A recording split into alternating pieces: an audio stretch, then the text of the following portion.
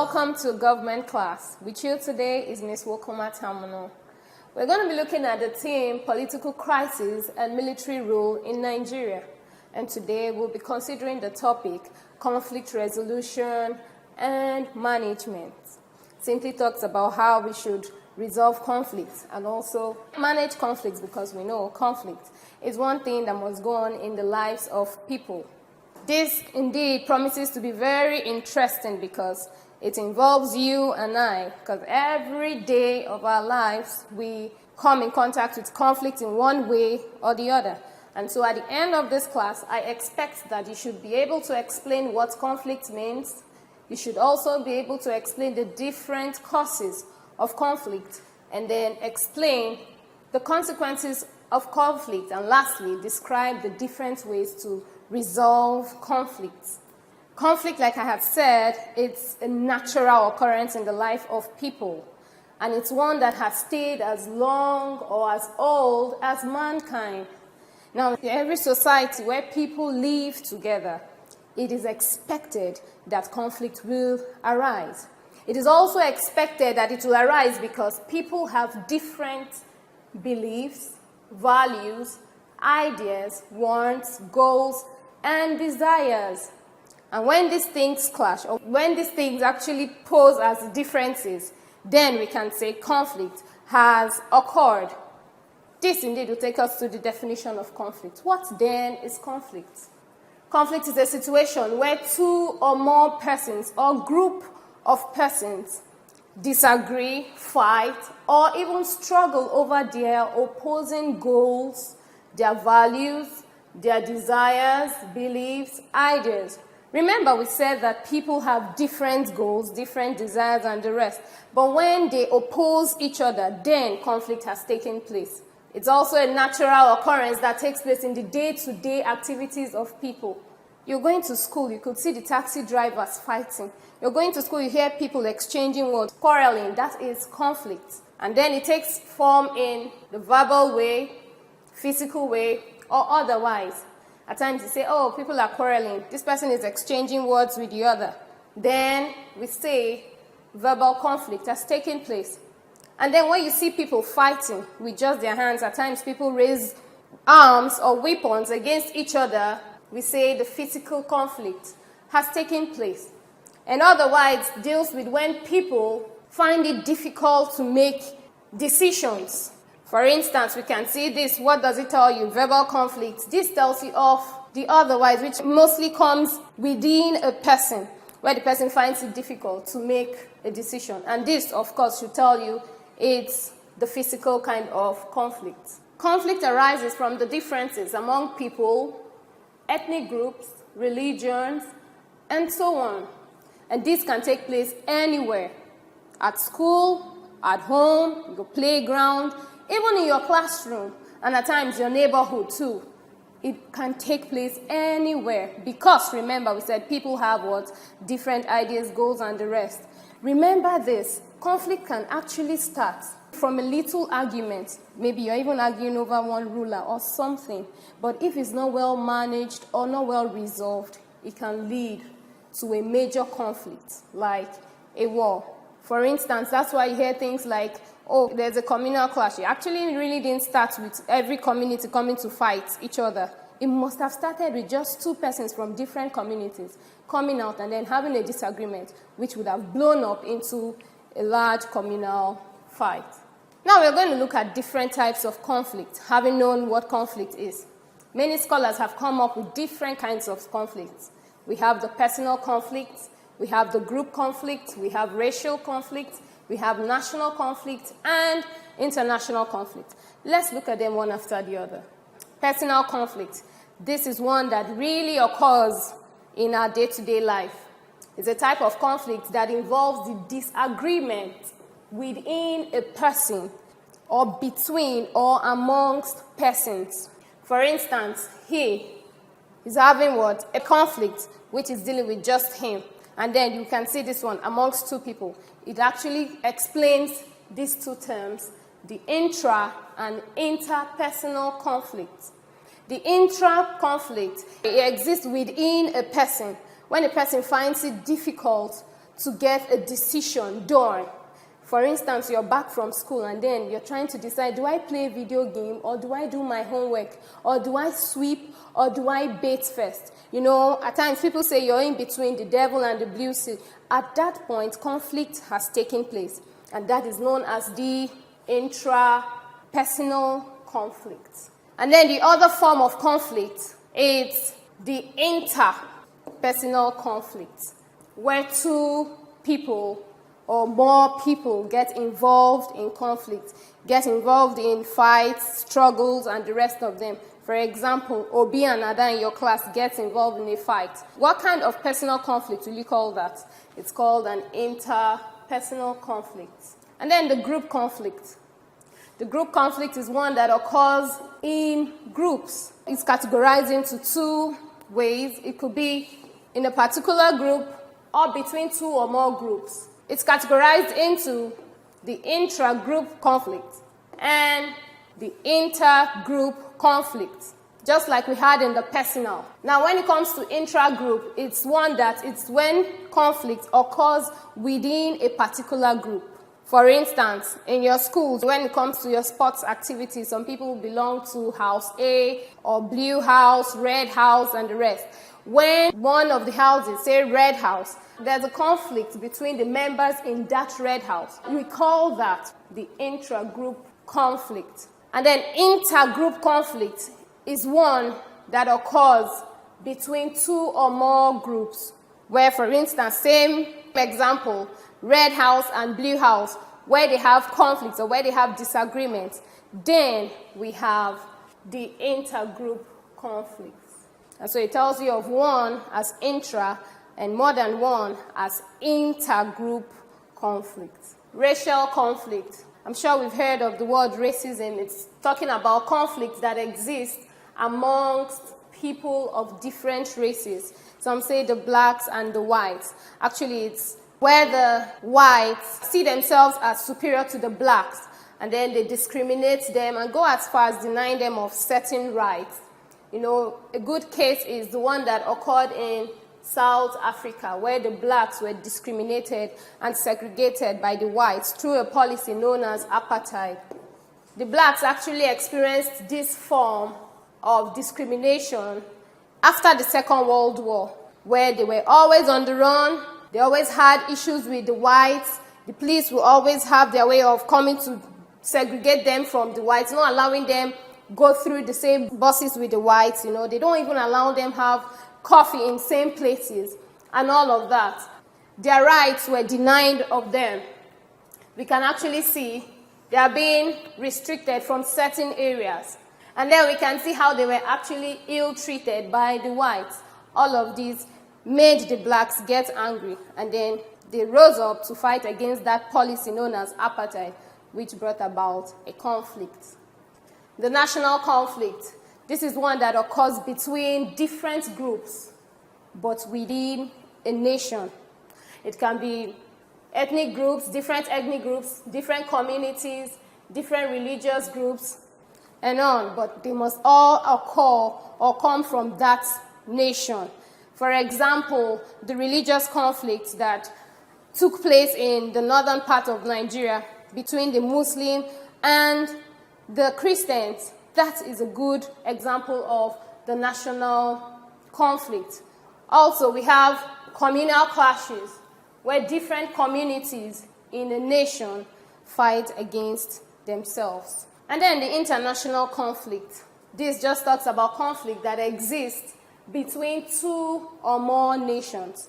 Now, the conflict is not just in that nation. Rather, it's one country and another country, or one nation and another nation. And it could be between the people of different countries, groups, or even organizations from different nations or countries. This can actually be as a result of territorial claims and ideological reasons. Territorial claims just talks about nations trying to claim a particular territory for their good or for their benefits. An example is that of Nigeria and Cameroon over the Bakassi Peninsula, where Nigerians wanted that rich oil reserved region.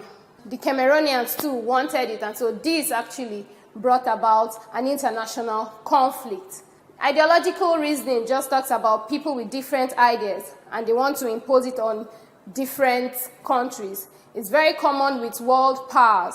For example, after the Second World War, where United States of America and the Soviet Union had a conflict because of their ideas.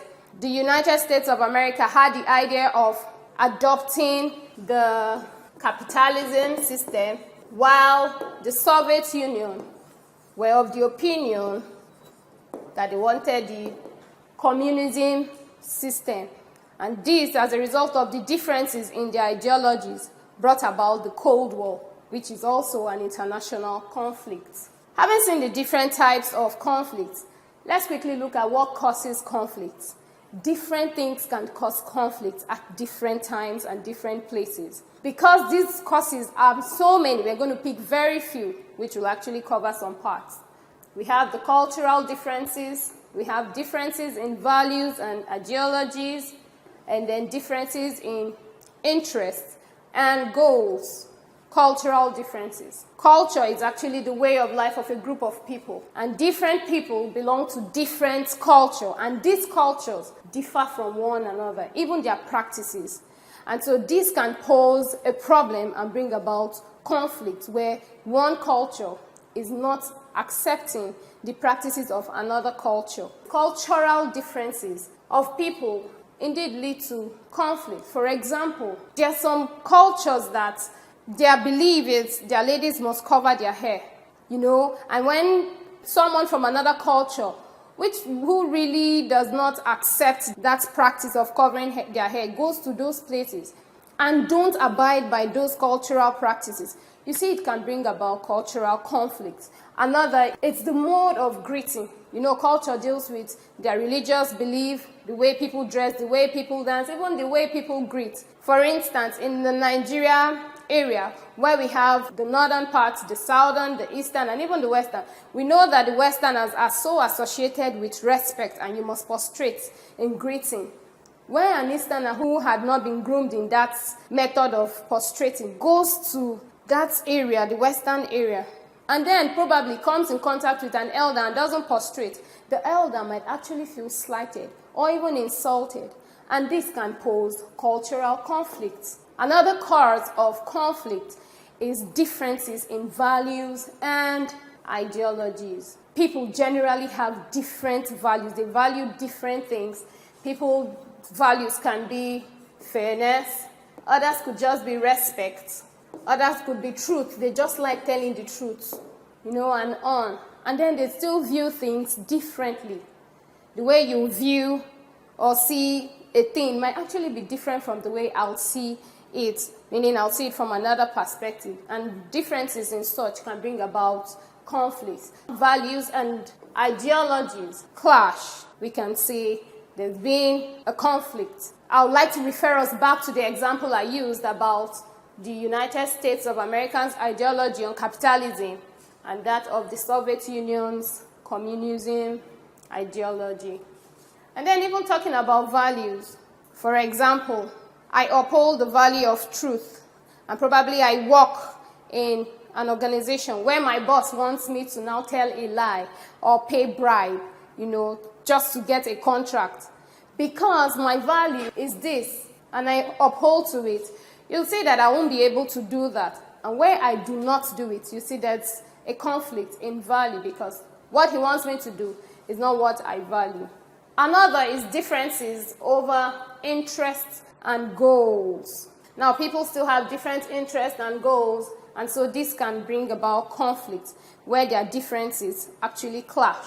Conflict, like we said, can arise from it, and at times, these goals and interests may actually be the same, but the way to achieve those goals might actually be what will cause a conflict. Let's say, for instance, in a school where you have two people to decide on each game to play per week, and you're supposed to play a game per week, and you're interested in football, and the other person is interested in table tennis, and we must play just one game.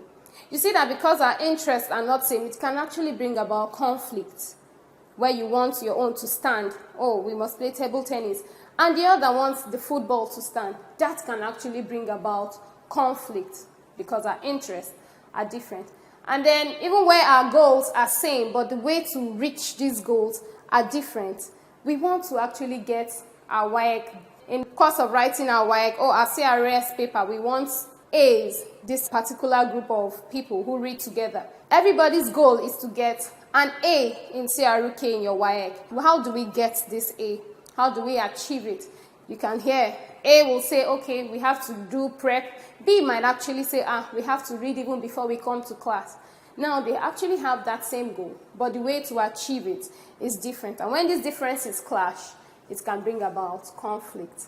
Having looked at the causes of conflict, let's see the consequences of conflict. It has so many consequences, and at times, these consequences does not just rub off on the people that are directly involved in the conflict. It can also rub off on people that are not directly involved in the conflict. For instance, you hear people say, oh, there's a straight bullet. That was out of the conflict between two rivalry groups. But then someone else somewhere on their own that were not even involved in it could actually get hit by those bullets. And then let's see, conflict properly managed can actually help these people understand themselves better and also understand things better. But when it's not well managed, it can cause several negative consequences, which we'll be looking at. Some consequences of conflict include destruction of lives and properties, loss of resources, waste of resources, termination of long-term relationships, and setback.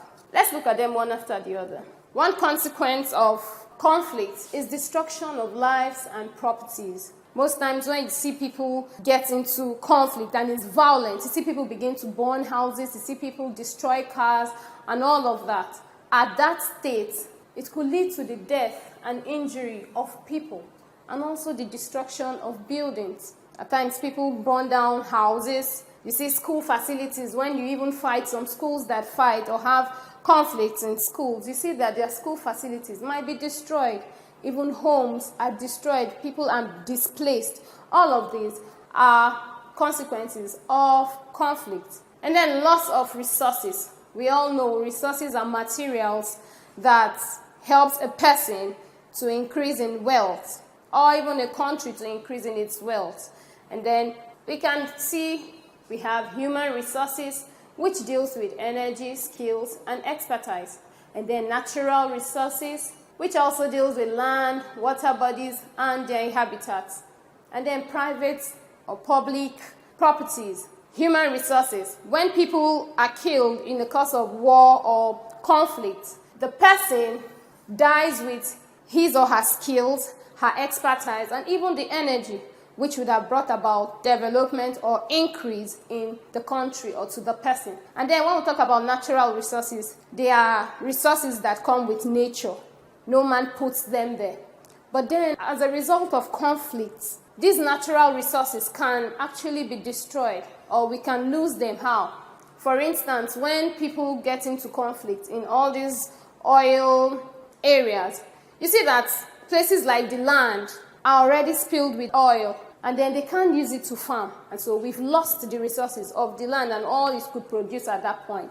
Even waters, where people out of anger and conflict go as far as destroying or vandalizing pipelines. You see that it can actually spill on the sea, and the water bodies, like we can see, will not actually be alive. And so we lose all of these resources in one way or the other. And private properties, like we have talked, are the buildings, cars, organizations, and even institutions that people destroy as a result of these conflicts. Waste of resources. Some resources can actually be wasted, and conflicts can lead to waste of resources such as funds and time. Fund talks about money, and where a conflict takes place and there's destruction of properties, school facilities, and the rest, those things require repairs and replacement. And to repair them and replace them, we need funds. For instance, where people fight in school and they break the doors or the school facilities, they call your parents to pay.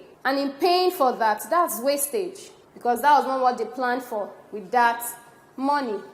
And so, like we can see, you waste funds as a result of conflict. And then the time, which is a very important thing, is also lost. The time you used to fight in the conflict is lost. Time used to go back to repair and even replace things are also lost. For instance, some people fight, and as a result of this conflict, they are imprisoned. Those times you spend in the prison is wasted. Money you used to build people to, wasted.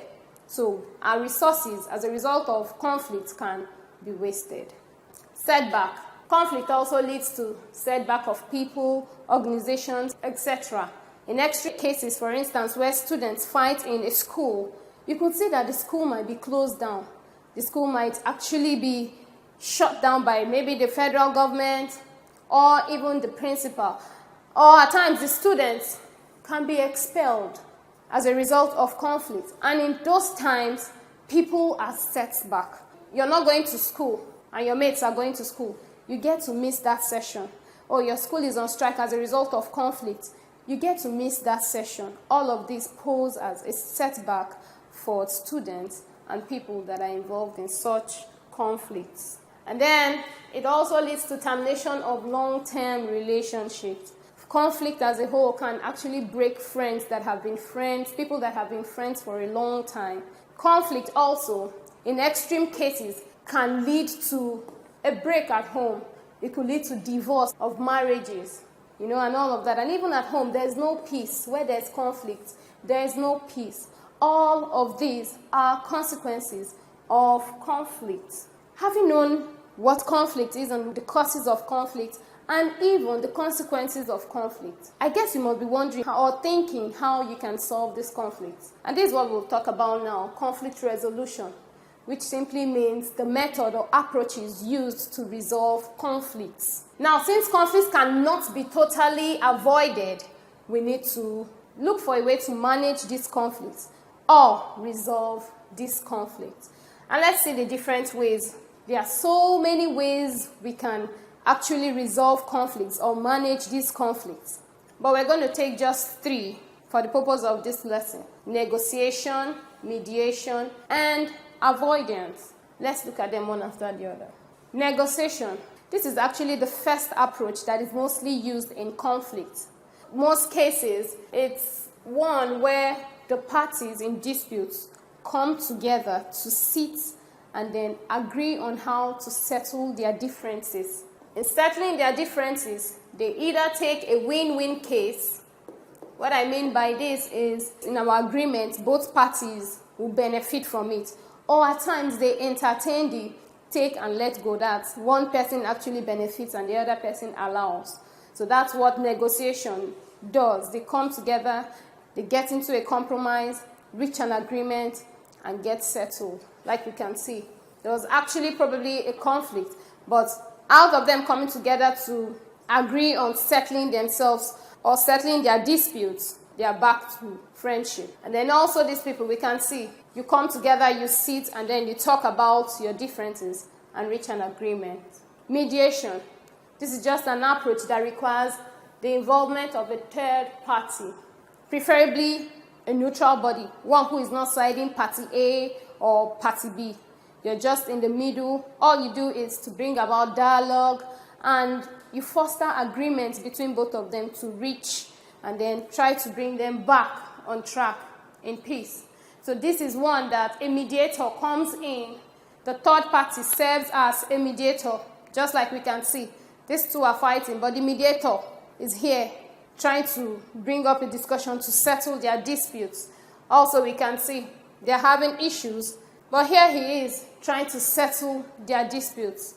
An example is the Nigerian-Cameroonian border conflict, which was also settled by the means of mediation by a mediator.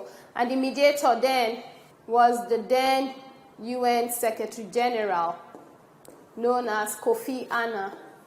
He was the one who stood as the third party, the mediator, to bring about peace or to resolve the conflict between the Nigerian government and the Cameroonian government, where President Olusegun Obasanjo, who was the president then, had refused the injunction given by the International Court of Justice for him to let go the Bakassi Peninsula to the Cameroonians.